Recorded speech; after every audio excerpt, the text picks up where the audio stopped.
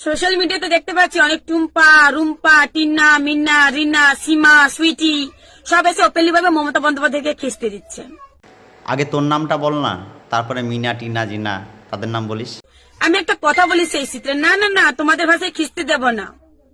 একটা কথা বলি, সংসার তো সেই মমতা বন্দ্যোপাধ্যায়ের টাকায় চলে। মাসের 5 তারিখের আগে তোমার মা টিপ দিয়ে টাকাটা তুলে নিয়ে এসে ভাতের হাঁড়ি বসে ওই ভাতটা ফুটিয়ে তোমার মা মুখে তুলে দেয়।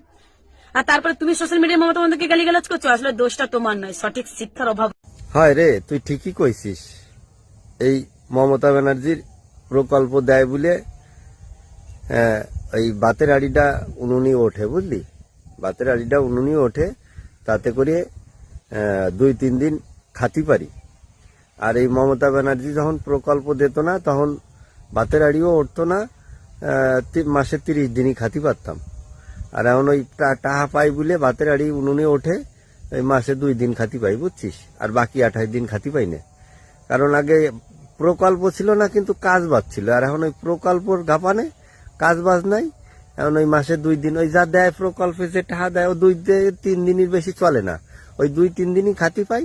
আর বাকি 26-27 দিন না খেয়ে থাকতে হয়, কাজ বাজ নাই।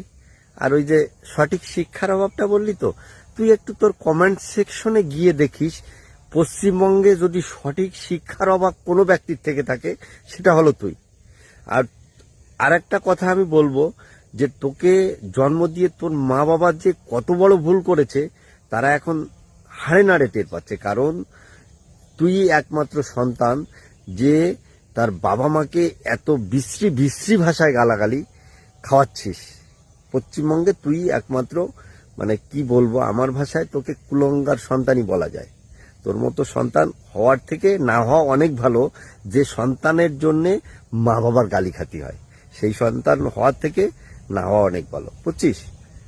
একটু বন্ধুরা আমার এই ভিডিওটা যেন এর কাছে একটু পৌঁছায়, সেই ব্যবস্থাটা করিও।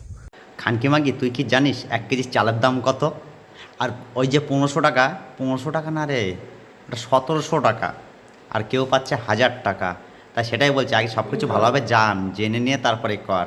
আর সেটা দেখ না, ওরা তোর মা যে পাচ্ছে, যে ওই যে 1500 টাকা, ওই 1500 টাকায় কি মানে তোর সংসার চলে যাচ্ছে? আর তোর বাবা কিভাবে কাজ করে আসছে, কোথার থেকে কিভাবে নিয়ে আসছে, সেটা একবার খোঁজ নিয়ে দেখ। তারপরে তো আসছে আমার আবার রাস্তায়। আগে বল ওদেরকে সব কিছু ইনকাম ট্যাক্স কমাতে, পরিযায়ী শ্রমিকদেরকে আগে এলাকায়, নিজের এলাকায় কাজ দিতে। আর পরিযায়ী শ্রমিকদেরকে নিয়ে কি বলছে, এসে ঘুগনি বেচো, এসে চা বেচো।